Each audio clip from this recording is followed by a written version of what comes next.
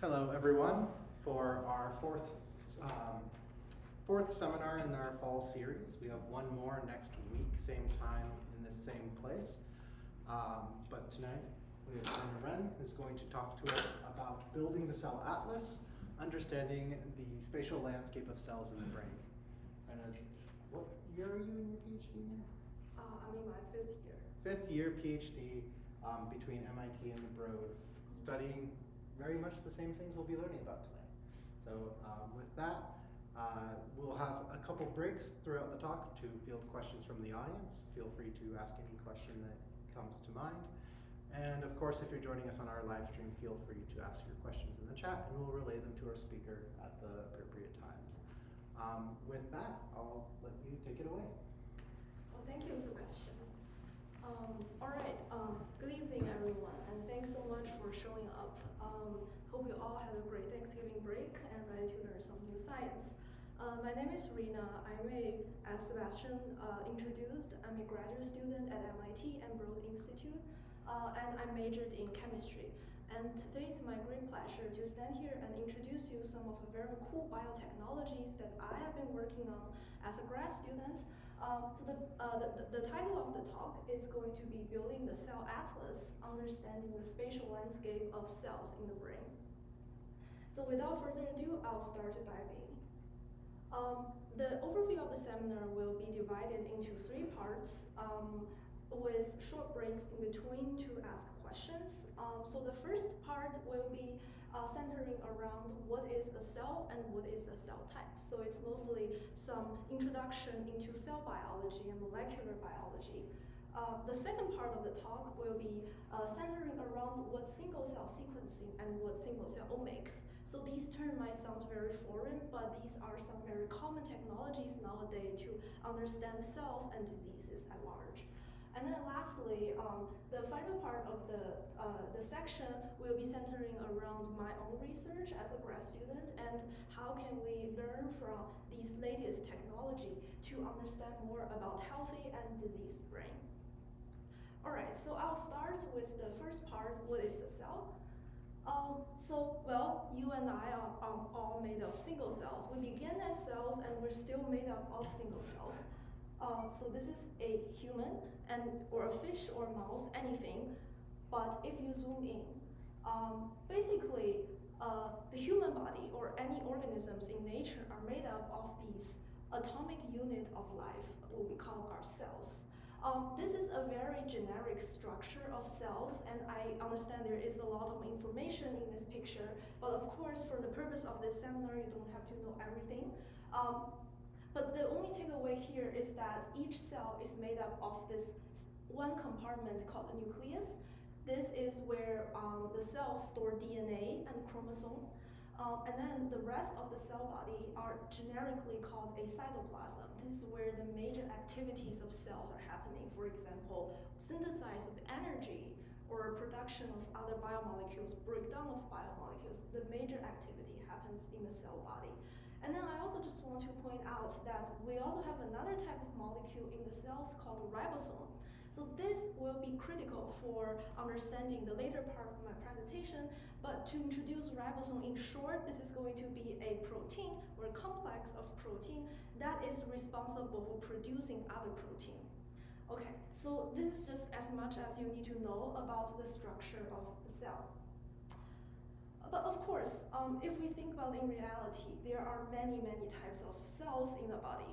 And in reality, it doesn't look like what I have shown up here. So we do have many cell types, and as you can imagine, they all look differently.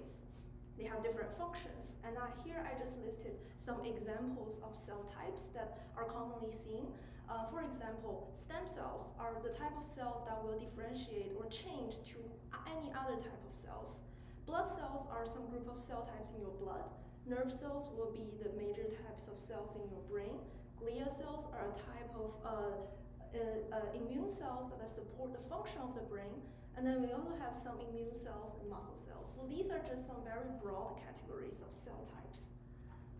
So I guess, okay, it's very cool to learn about cell types. But I just want to go back to this question, why do people even care about understanding cell? Does that really matter to better understand the progression of a disease, for example? So here I listed my favorite quote from one of the scientists. So he is the first scientist that emphasized the importance of cells in the role of pathology. So he basically emphasized that for any type of progression of disease, it's not arise from a tissue or organ, but it's usually arises from the pathology of single cells. So cells are important, and of course I just want to make it more clear by showing you two examples of how cells are important for health in society. The first example is this CAR T cell therapy. So this is a type of engineered immune cells that are commercially very successful for treating a variety of different kinds of blood cancers. And then let me give you another example where people still don't have a good treatment, which is the Parkinson's disease. This disease this emphasis on this disease is because this is one of those kind of disease that can be traced back to the dysfunction of a cell type. For example, here when it's in a healthy human, we have these kind of normal neurons or nerve cells that have these transmitter called dopamine that make the connections between different brain cells in the brain, and then which leads to normal function of everyday life. However, in the case of a Parkinson's patient, there is a significant loss of this kind of dopaminergic neurons, which leads to less connection within the brain, and which leads to very severe symptoms such as tremors, slow movement, and rigidity, which causes significant burden in economy and of course the well-being of humans. Okay, so cells are important, and of course understanding cells should be at the frontier of biology nowadays. Okay, so I also want to point out how did people learn about different cell types in the past, without any kind of new cool technology? Well, a very easy way to learn about cell types is just to look at them, because there will be some simple light microscope available back in the 20th century. For example, here I showed you some very elaborate architecture of different cell types in the brain. This was actually done by drawing by this famous neuroscientist called Cahal. So as you can see on the bottom on the top panel here, these are all different kinds of neurons in the brain. And as you guessed it, they look slightly different. And it's probably reasonable to speculate that, oh, there are different functions within these different kinds of neurons. And on the bottom here, you're looking at the retinal cells. So these are the major cells in your eye. Okay, they look very pretty, and imagine that people will think, oh, these are different cell types that may have different functions. But let me give you another example, which is that there are some cells that they function differently, but they look very similar. For example, these are also some pictures that's taken by a light microscope. If I just let you focus on the first two panels here, one of them is called epithelial cells. So this lines up the outer layers of your skin or any external surface that might be exposed to environment. And then on the right here is endothelial cells. So this is the type of cells that line your blood vessel. Obviously, they have different functions, but if you just look at them, they actually look very highly similar. And if you compare some other neuronal cell types, and this is a connecting tissue cell type, it's very hard if you just do a qualitative comparison and just by looking at their morphology. So, of course, scientists need to have a better way to characterize these different functions of cells and also distinguishing their cell types. So, and then, okay, so just make this case more complicated. Imagine if we want to study a development, so it's on a longitudinal scale. So in order to have a mature neuron, usually in a fetus, there are some cells that's called a neuronal stem cell. And then a few days later, it will gradually develop into this mature neuron. So this is on the longitudinal scale. But just imagine if you're thinking about this, within this time scale, do you categorize them into 6 different cell types, or there are only 3 cell types, or there are just 2? And then another case is the cancer progression. So a very classical case of cell biology to understand cancer cell is this epithelial mesenchymal transition, meaning that just imagine in the healthy tissue, there is this kind of nice layered cells that's lining up. But once there is a cancer that's coming up, then the cells start to become liquidy. They don't want to be restricted into that particular physical space, and eventually they will start to get spread out in the case of metastasis. So this is a change in the cell types or cell states on the longitudinal scale. So a very popular nowadays question is that how do we even define the cell types if we know that there is an obvious transition along this temporal dimension? Okay, so defining cell types are challenging. So nowadays, a more advanced way of understanding cell function is by looking at the genes. So it's a very common sense nowadays is that life is instructed by your genes. So here I again show you a cell. It's a adrenal structure with the nucleus and the cytoplasm. So within the nucleus, they store these bundles of chromosomes. And then if you unwrap this bundle, you will find this long strand of DNA. Hopefully you've heard of the term before. And then within these strands, there is these segments of DNA that we call gene. So for each human being, every single cells in your body store the same, roughly the same DNA, and then the same gene. They have this sequence or the information that make you uniquely you. Okay, so your body is made up of trillions of cells. Your cells need instructions from DNA and genes develop into different cell types and functions you need, and that ultimately defines who you are. And just so that if I did not emphasize this enough, your DNA and genes are your body's instruction manual. Nowadays, it's a very popular ways of thinking about this, and let me just give you some solid examples that you can better appreciate the importance of your genes. So, there are 2 genes in your body that determine your eye color. There are more than 50 genes in your body that will determine your height. So you might have seen these examples in like popular science news, but for the purpose of the seminar, let me give you some more complicated examples. There are 4 genes. So this is discovery back in 2006. There is a scientist that find if you turn on 4 genes in a cell, it will literally turn to entirely a different cell type. So in this case, it turned from fibroblast to a stem cell. So this is actually a huge deal in the field of stem cell, just because it has been historically challenging to transition entirely from one cell type to a completely different other cell type. And lastly, over 2,000 genes are required to turn an egg cell into an embryo upon fertilization. So this is a classical example of maternal to zygotic transition. Okay, so here are just some examples to show you the importance of understanding genes and how that's functioning to determine the functions of the cells and also the physiology of your body. Okay, so what exactly does these genes are making into these different cell types? What is the mechanism of this process? Well, let me just give you a quick analogy. Imagine you want to build some kind of factory, any type of factory. In the case of for cells, they need a library of instructions. So think of this as that library that stores all the information, instructions in that single place. And then what happens later is that they will have these kind of blueprints that's taken out from this library, but they encode the sum of the same information from a library, but they're selectively taken out.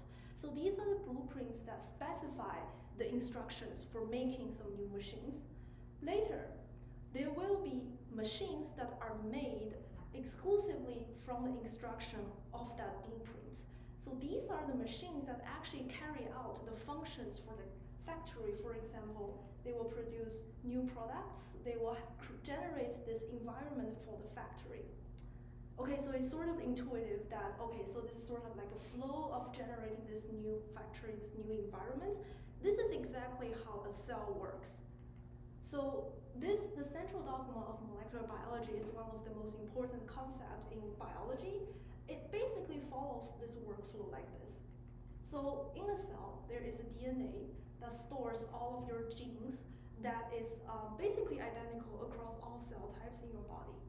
And then for each cell type, they will selectively transcribe a piece of information from the DNA and transcribe that into RNA. So this is a different kind of molecule that will encode the same information. And then when the cells contain this RNA, what they do is that they will further translate that into proteins. So proteins are these biomachineries that carry out specific functions in your body. Let me give you an example. Some proteins will be responsible for breaking down your glucose. Some proteins will be responsible for carrying out oxygen. Some other proteins are solely responsible for maintaining your body temperature. So each protein will have a very specific, unique function that is more or less like a machine that carry out a specific function. Okay, so we will have a collection of these different kinds of proteins, and then collectively they will basically carry out and then generate these cell types that we have seen in our body. Okay, so basically the overall rationale is like this. This is how basically life works and how genes are carrying out its functions to generate these different cells. Okay, so just a little bit more information about DNA, RNA, and protein. So of course, as I just alluded to, DNA and RNA, they have these kind of information. So they must have some kind of language that can encode the information they need. And then this language is spelled using an alphabet of 4 letters. In the case of DNA, it's going to be ATCG. In the case of RNA, it's going to be AUCG. But the difference won't be important in this case, but just is the takeaway message is that think of DNA as the string that have these information that is beaded, like on the string, and then sort of wrapped around and then stored in your cell, waiting to be unfolded and get decoded.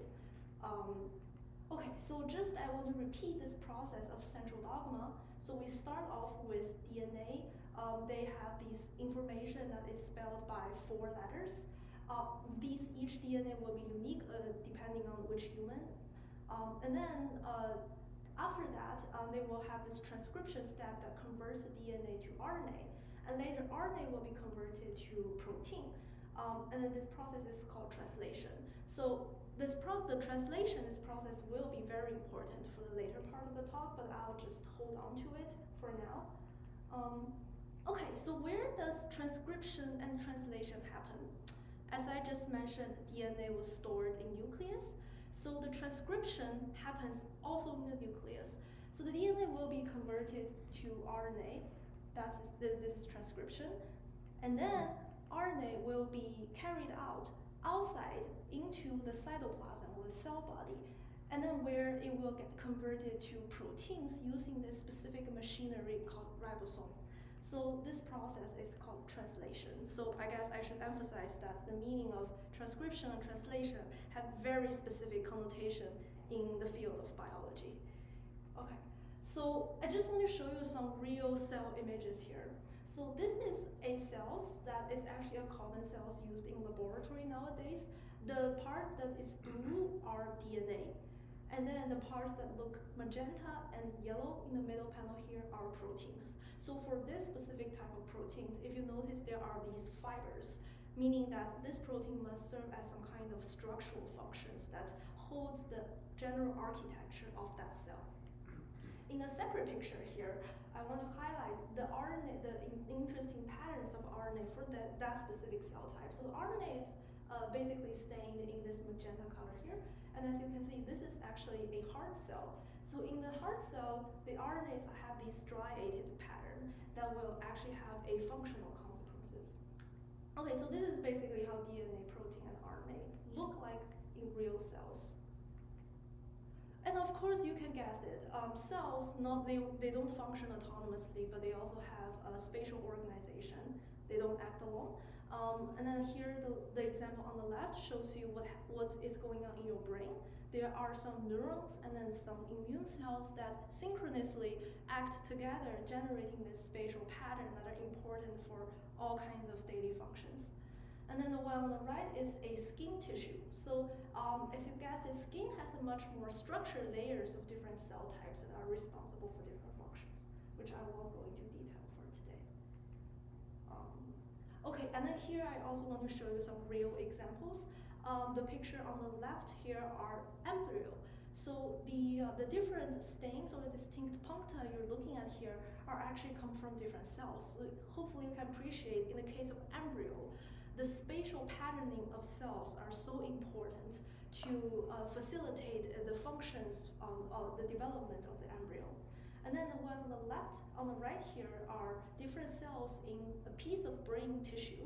So the different cells are actually stained by different colors. So hopefully you can see that different cell types, they have a very unique architecture depending on where it is on the tissue. So I have to say that usually when we're working with spatial biology, it's very hard to work with one intact brain. What happens is that usually we will slice them into a 2D tissue. So this will be just one slice, and then it's easier to see the general organization of cells in this case. Okay. And that basically sums up the first section of my seminar, which is the introduction in the case of cell and molecular biology. I'm happy to take any questions if you have. All right, if you have any questions, I'll run the microphone to you. And if you have any questions on the live stream, please type them into chat and we'll relay them to our speaker.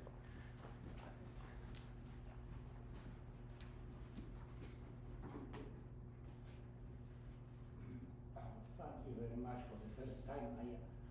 I understood lectures because I always have difficulties. You did it very good job. Simple like that. I am just have professional question for you. You are graduate. What kind of career do you want to?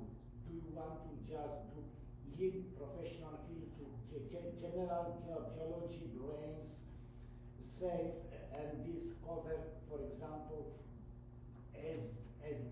how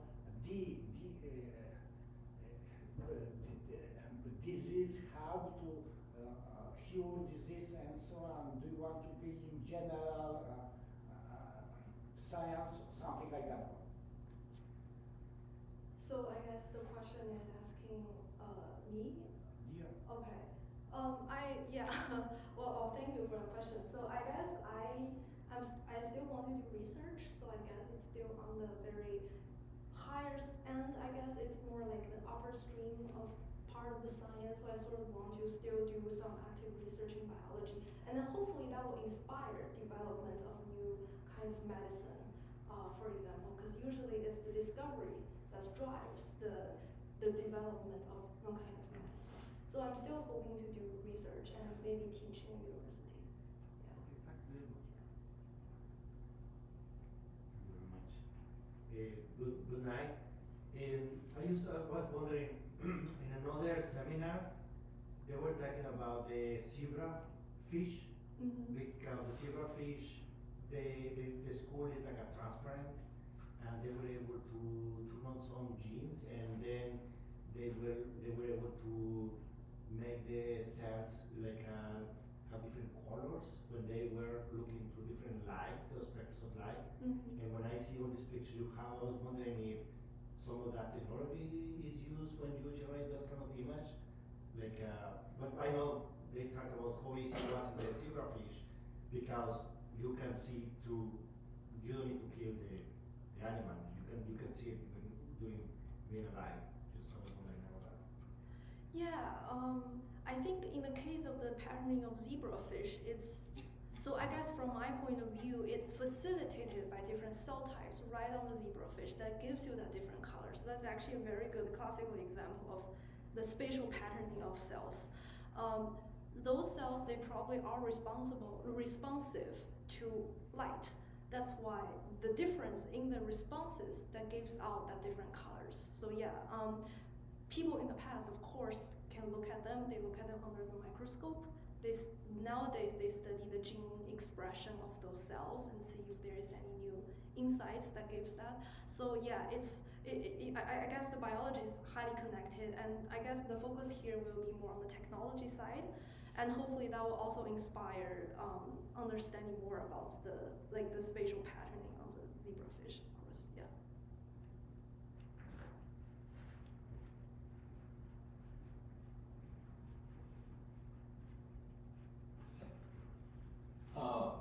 Thank you for a very interesting talk. So I have control mechanism, and from the DNA into to RNA to protein. So what exactly is behind beside the mechanisms and about the transcription and also the translation? Yeah, that's a good question. So how that works is exactly carried out by proteins. So there are specific proteins that are responsible for carrying the information of DNA and then transfer that onto RNA. So that is carried out by specific proteins.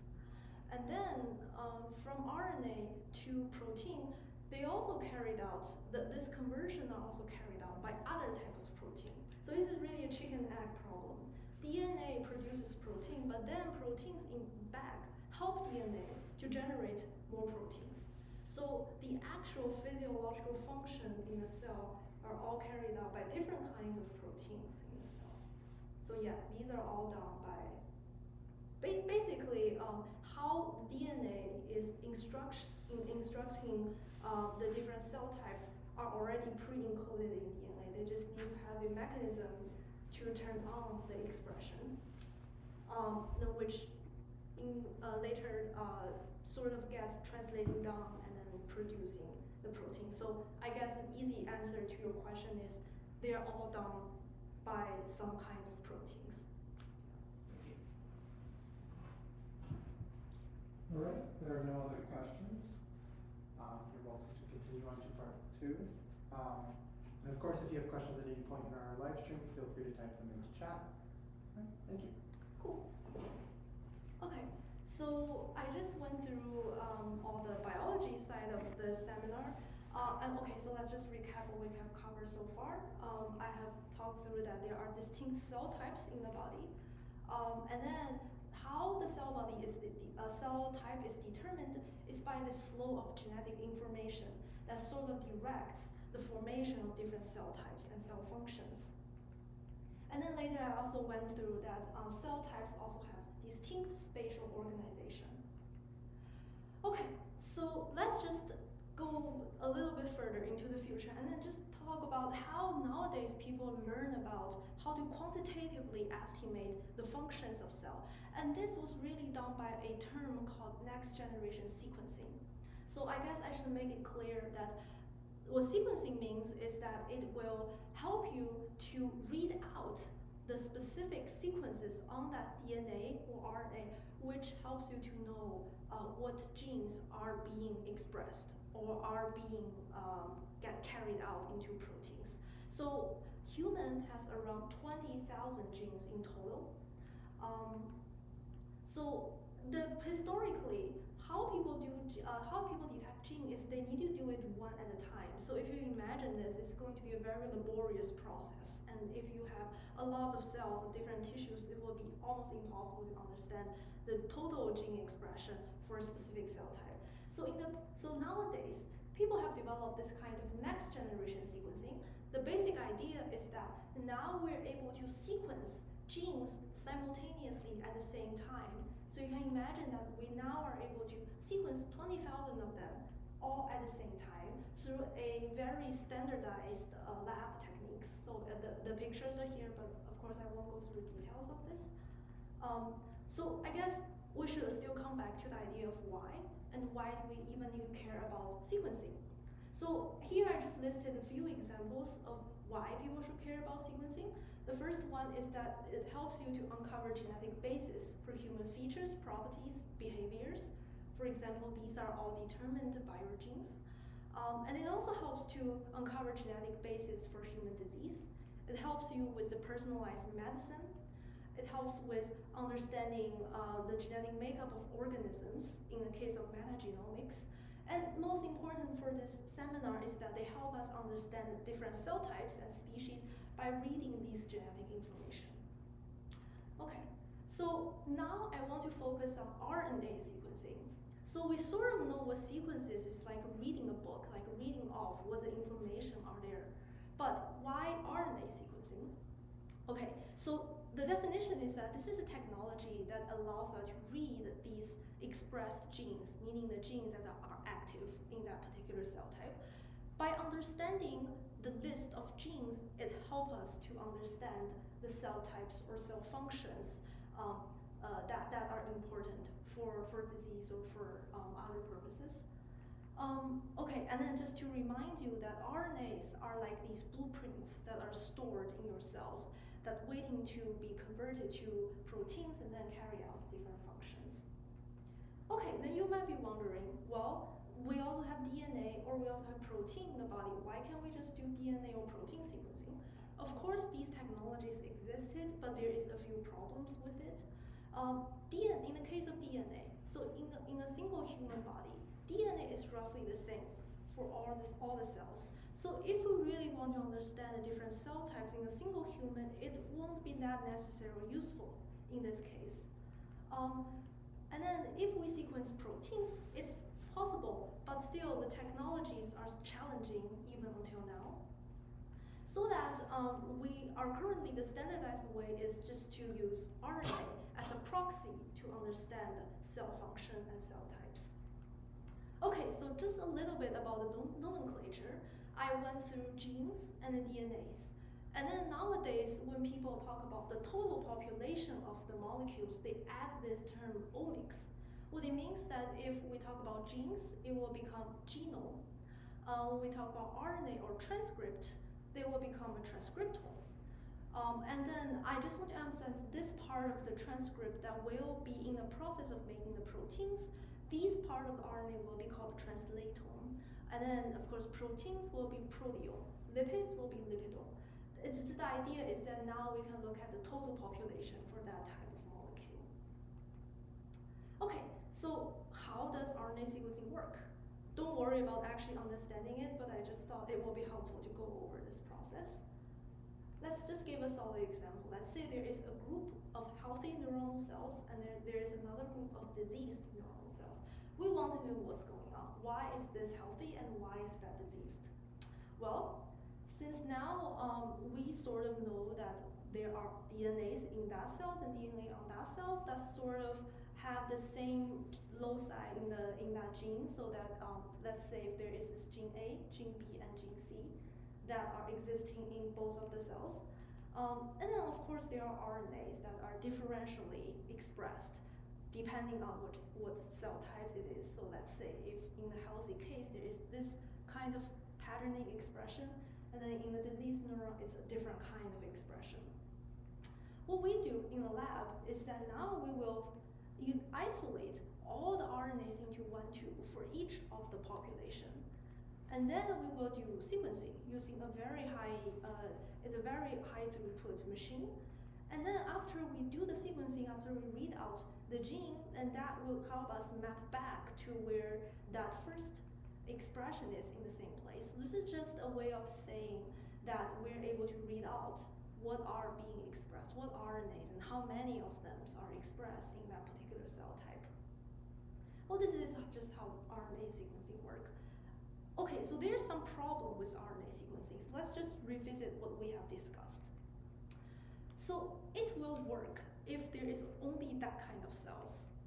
So let's say the RNAs that we detect look like this, and that equal to that cells. Yes, that definitely works.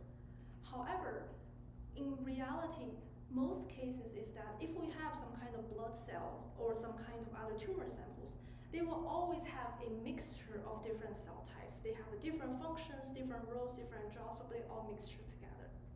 So let's say if we separate these out into a tube, and then we found, oh, the RNA look like this, but that actually equal to a mixture of different cells. This is not helpful. For example, if there is only one cell that is responsible for that particular function. So we need to have a way to basically separate out individual roles in the case of a mixture of different cell types. So let's just give a more concrete example. Let's say in this case, the different fruits are different cell types. So basically the smoothie in the middle is the result of bulk RNA-seq. This is a mixture or an average of all the flavors that are existing before. So this is not going to be helpful. So bulk RNA-seq is not so useful if we have a mixture of different cells. So what we really need is not a smoothie, but we need to have a way to have a platter that we can actually separate out the content of these different compartments in that original mixture and then look at the individual gene expression for each different thing. And this is the idea of single-cell RNA-seq. Okay, so single-cell RNA sequencing, it actually shows up a lot nowadays in the news and the science, just because it's so powerful nowadays to understand a lot of different biology. But the idea is actually simple. So we start off with a mixture of different cells. We will first isolate them into different, distinct, unique cells. Then we will do RNA sequencing using each of the cell individually. So instead of doing it all lumping together, but now we're doing it individually one at a time. And that is the idea of single-cell RNA sequencing. So this method has been awarded as Method of the Year by Nature Methods. This is a prestigious scientific magazine in our field. So this is Method of the Year in 2013. Okay, how do you isolate single cells? Well, there are many ways to do it, but I just here listed some of very common ways in the lab that people can do to isolate single cells. But the take-home message is that it's now actually very easy to isolate the single cell before doing RNA sequencing. Okay, so I just went through the idea of bulk RNA-seq, meaning that you basically mixture them, blend them, and then understand the RNA expression for all of the cells in that mixture. So this will work if it's only a pure one type of cells. But it won't work if it's in a mixture of cells, and then here basically we will first isolate the RNAs from each of the cells, and then do single-cell RNA-seq. This will give us information at the resolution of single-cell transcriptome. Okay, so up until now, I talked about RNA-seq and single-cell RNA-seq. Another question that might arises is that, okay, the process of isolating these cells disrupt the tissue itself. For example, as I mentioned, the cells have these unique spatial structure that might be important to understand some biology. But if we do single-cell RNA-seq, it means that we need to dissociate the cells at first. So basically, we are disrupting the spatial information. So the question is now, is it possible to keep the tissue as is, but still able to look at the transcriptome of single cells? In other words, is it possible to do single cell and the spatial dimension in the case of doing RNA sequencing? So here I just want to reiterate the part of doing our single cell RNA sequencing is by this flowchart. But now if we want to think about doing these sequencing on a solid intact tissue, we need to have a way to do spatial RNA-seq. This gives us this spatially resolved single-cell transcriptome. So this method, spatial transcriptome, is awarded as the Method of the Year in 2021. So this is already one of the most frontier of biotechnology nowadays to understand not just the functions of cells, but also where the cell is in variety of different scales. So we can think about in the whole organ, we can think about in one piece of section, or we can even think about it within one cell. So there are also a variety of different resolution in terms of the spatial dimension. And then here I just want to show there are two approaches to do spatial transcriptomics. One is imaging-based, the other is sequencing-based. For the purpose of this seminar, I will probably focus on imaging-based. This is more related to my own research. But just so you know that there are a lot of ways of doing this as well nowadays. Okay, so basically if you think about, oh, there are 5 cells that sort of spatially patterned like this, the idea is that now we sort of want to extract what the cells are doing, what the genes are expressed, and also where those cells are in these original tissue. The idea is actually still stemming from doing microscopy by directly looking at them. So now we don't look at these cells, but now we directly look at different RNA molecules. So by extracting the different molecules, RNA molecules on these single cells, we can basically directly look at their the RNA or the gene expression, as well as where the cell are. So this is a data that directly generated from our lab Here you are looking at these distinct dots. One dot represents one RNA. And then if you can vaguely trace out this cluster of dots, that actually represents one cell. So this is a direct visualization of how you can basically look at RNA expression and also where that cells are in this native tissue context. Okay, so this is an imaging-based spatial RNA sequencing. This is a method that we call star map. It's just, we like to name our methods into very creative names. So we happen to have this method and we call them star map. Okay, so I will just briefly go through how star map works. Let's say that we have this tissues. I think this is running out of battery.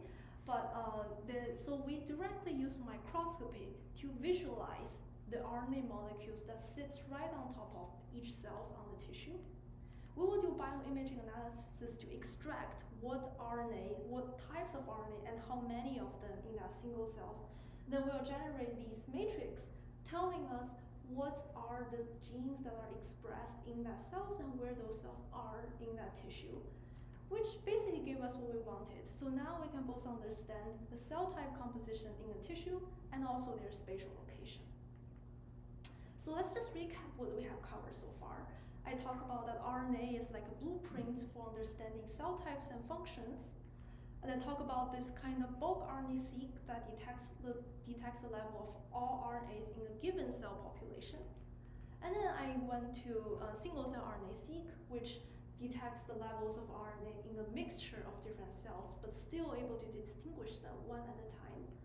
And later I went to spatial transcriptomics. This tells us not only the identity of those cells, but also where they are in a tissue. Okay, and that summarizes the second part of the seminar, which is on the background of the technology. I'm happy to take any questions.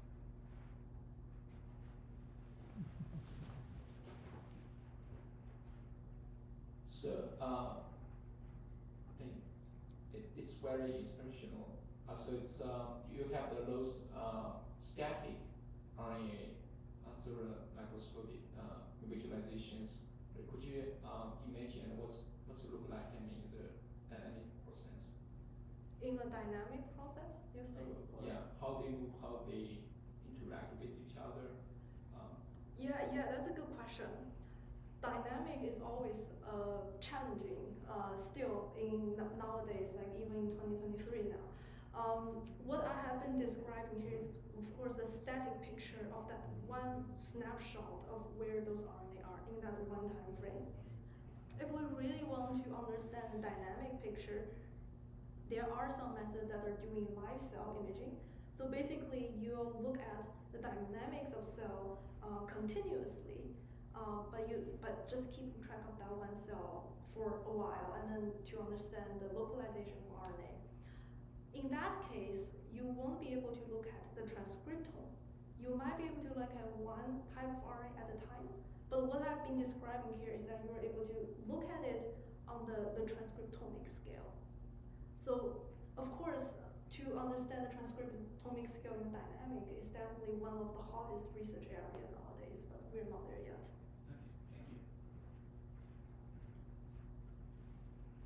I have a question about difficulty to discover which cell is sick, which cell is healthy. I thinking about cancer.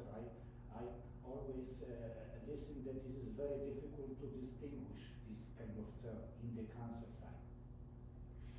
Yeah, to distinguish between healthy and cancer are relying on what genes they're expressed.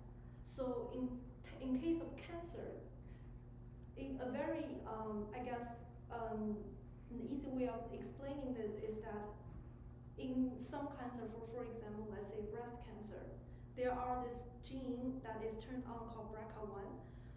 Only in the case of cancer are those genes active, meaning that there's definitely something wrong with that gene that contribute to the disease.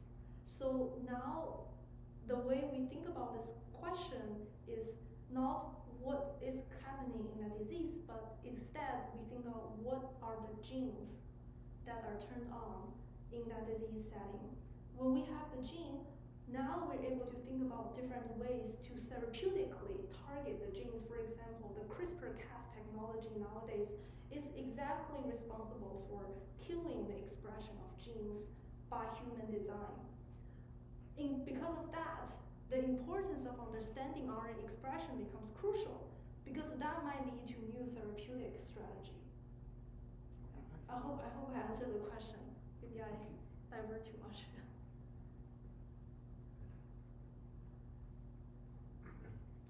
So when we see that picture, like look at the stars. So I know that right now with the current technology, we can know in the universe, when we see these pictures of the planets, we can know what is inside each planet or a star, because based on the colors, we can know, oh, if it is like a copper. The copper, the electromagnetic wave is going to be this length or these properties, and it's going to look like a red, or it's going to look like a yellow based on that. And in that way, we can know what is in each planet and atmosphere. So when I see all these colors, different dots, which kind of technology do you use to put different colors? Is it similar to what they use in the astronomers for catalog the properties of the planets, or which kind of logic is behind those colors? So you're asking about different colors, like in the picture, for example, Yes. here? Yeah.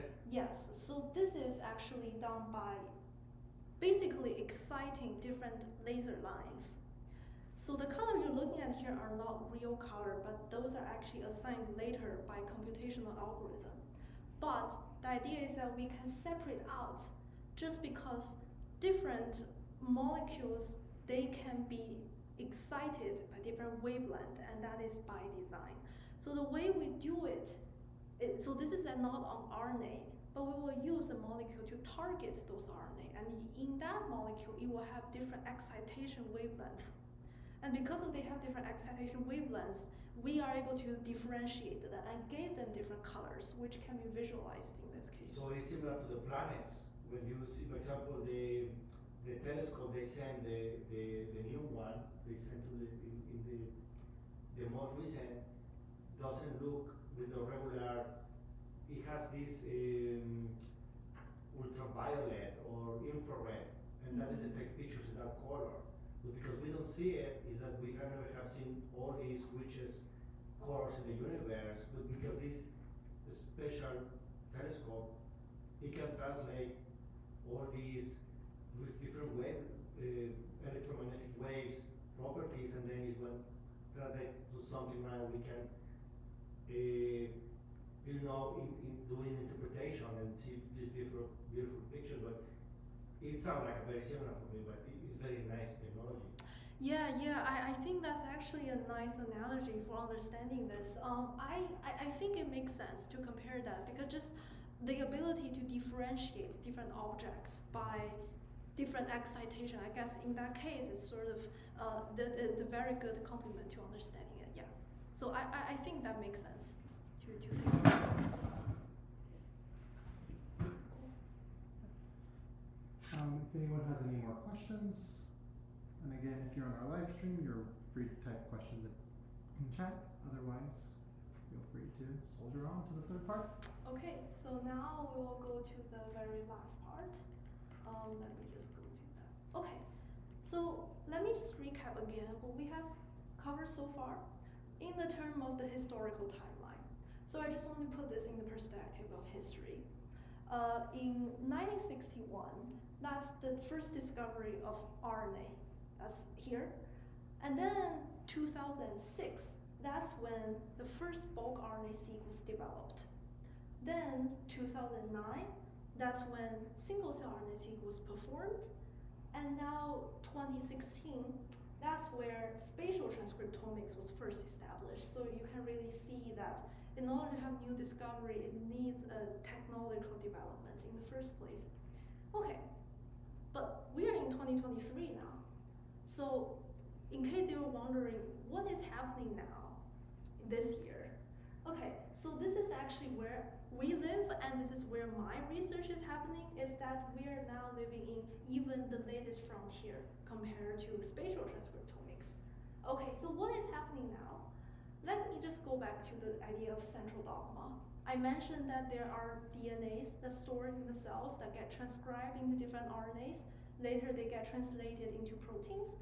But if you think about it, if we don't sequence RNA, we don't look at RNA, but if we directly look at proteins, this is actually the most direct messages that indicate what cell functions there is, because proteins are the ultimate tools that carry out that function. But as I mentioned, it's possible, but still it's very hard, and especially it's almost impossible to do it in the spatial sense. So if we just take a step back and think about this process of translation, what if we have a way that only visualize the RNAs that only in the translating state, meaning that it's in the process of making some new proteins? That's one step closer to estimating the true functions of cells by the proteome. So that's where I wanted to focus on my final part of this lecture. So I'll just remind you this analogy of doing RNA translation into proteins. So RNAs, you can think of this as the blueprints, and then proteins are these machines that carry out functions. So the process of RNA translation is basically that if you think about this white sheet as RNA, and this sort of tools that basically right on top of it as the proteins that sort of make it exactly as what is drawn on the RNA, the machine that actually carry out this conversion process is called ribosome. If you look on the right here, the ribosomes are these yellow globules here. These are proteins themselves, but they are responsible for reading the sequence on the RNA and in the same time converting that message into proteins. So there is this it's like a translation of two different languages. And the biology are basically calling it RNA translation. Okay, so question now is, now can we sequence the RNAs that are only in the process being translated, so instead of the total RNA? And let me just introduce this latest technologies we actually just published this year. This method is called RiboMap. You can think of it as mapping RNAs that are actively done by ribosome. So the idea is that now we are able to sequencing the translating RNA directly on tissues. Here I'm showing you two pictures. The one on the left here is if we do a spatial RNA-seq, so each dot are still those RNA molecules, but you can see they're basically spanning everywhere in the tissue or on the cell. But in the case of RiboMap, this idea is that, because RNA translation, they happen in the cytoplasm. Now, supposedly, we should see a greater enrichment of RNAs in the cytoplasm.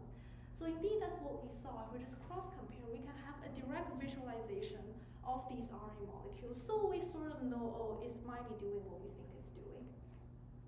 Okay, so let me just recap what we have covered so far. We have covered all the way until spatial transcriptomics, but now we add another layer of spatial translatome. So this is exactly what's happening this year nowadays. So, okay, now finally, let me show you some biologies that we are able to discover combining these two tools. So let me show you this picture. This is what we call a spatial cell atlas that is done on one slice of mouse brain.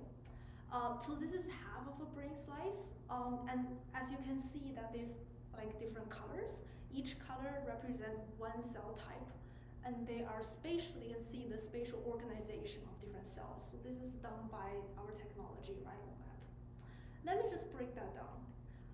You can see that there are some outer layers on this tissue that are indicated by these green cell types. So this is our isocortex.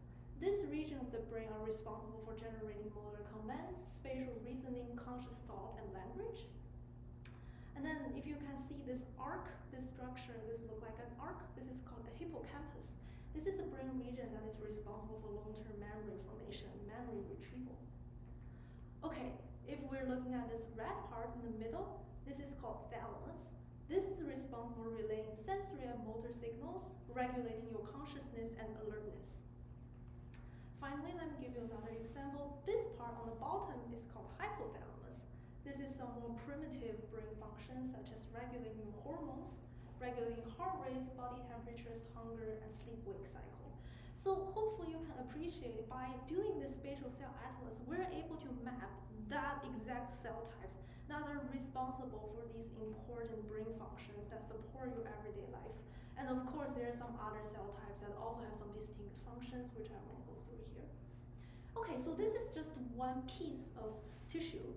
But of course, we can do it multiple pieces across the whole tissue, right? Across the whole brain.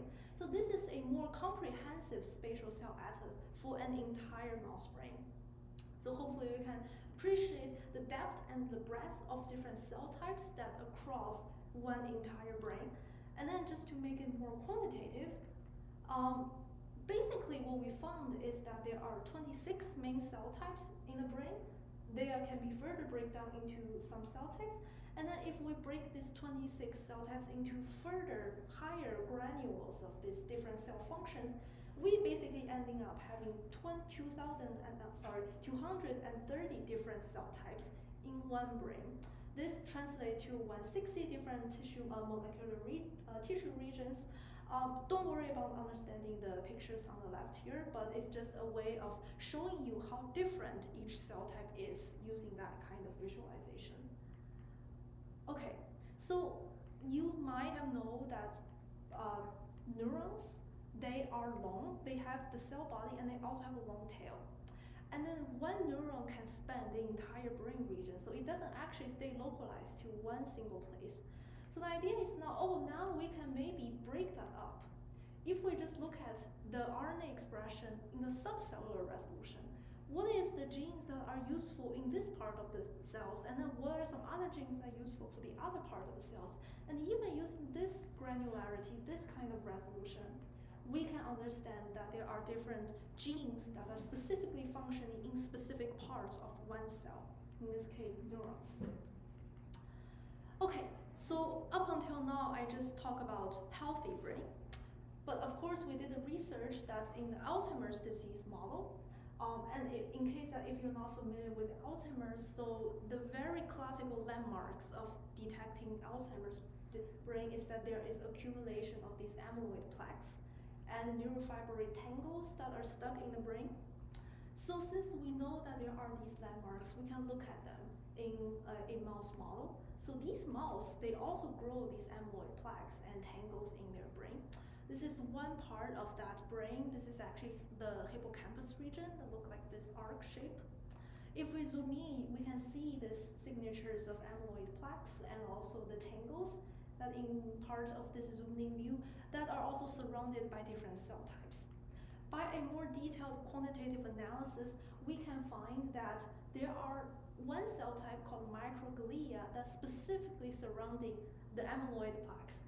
And there is another cell type called oligodendrocytes that are specifically surrounding the tangles.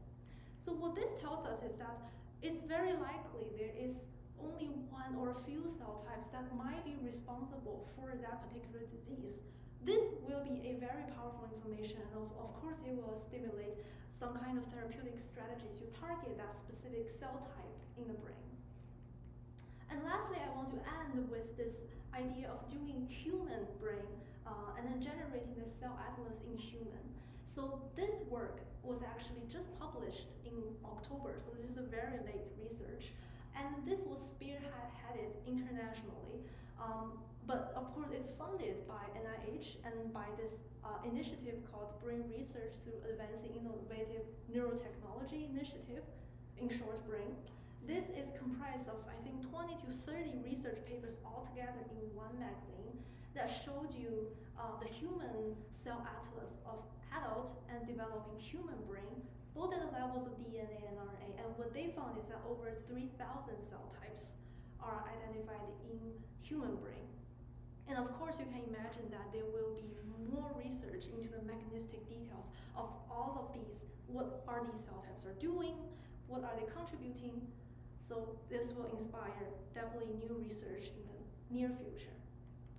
Okay, so that is all of the seminar for today, and I hope it has been a rewarding journey for you, and I'm happy to take some final questions. Also, I want to thank the organizers that helped to make this seminar series happen.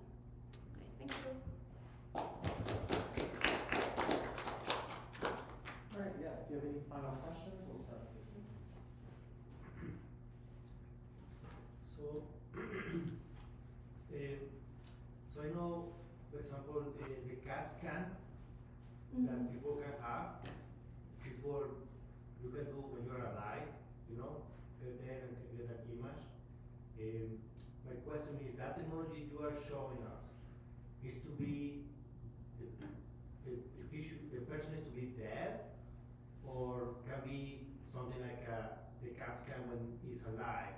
And I'm saying this because, for example, there is this disease has the football players, you know, when they have this, the brain start to working properly, and they can only say they have the disease once they die.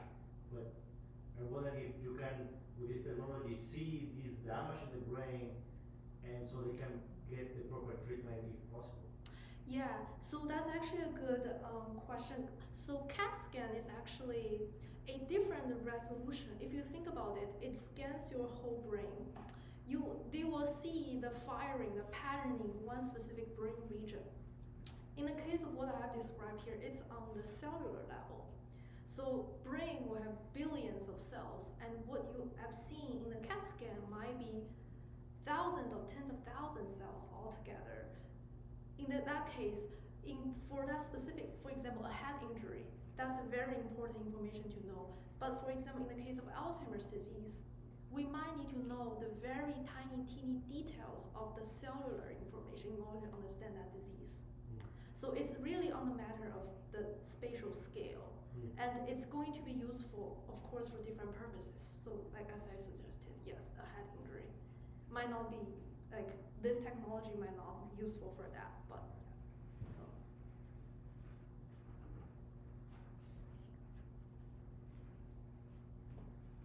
This is like a question about future, which is new technology to make big things. Big things, for example, artificial intelligence right now, and quantum mechanics. If these two things will intertwine, this is probably make a big jump in the biology. Do you have any idea which influence will this technology have in biology? So I have to say, I don't think scientists have enough understanding about the brain to generate an artificial brain for now. I don't think that's going to actually happen in the near future because brain is actually very, very complicated. But I mean, it's not possible now, but it might be possible later. I think artificial intelligence is definitely something that's sort of booming in the scientific community. We sometimes think about it, but most of the time we don't, just because it's not in the near future yet. But I mean, my mission is to understand better human brain, to treat human, to improve the well-being. But that being said, that might be also useful for like developing a better algorithm for like artificial intelligence. That's also very likely. But I think that really is up to the policy, how people are going to legalize certain research, or it has to, so it has to have some kind of governance on the type of research that we are conducting. And so yes, I don't have a perfect answer for your question, but I hope this is a collective effort for the entire science community. Perfect. Thank you very much. Are there any other questions from our audience, either in person or on YouTube? If not, I'll ask one that we always like to ask our speakers. Well, how did you get into this research? What brought you to doing this as a career?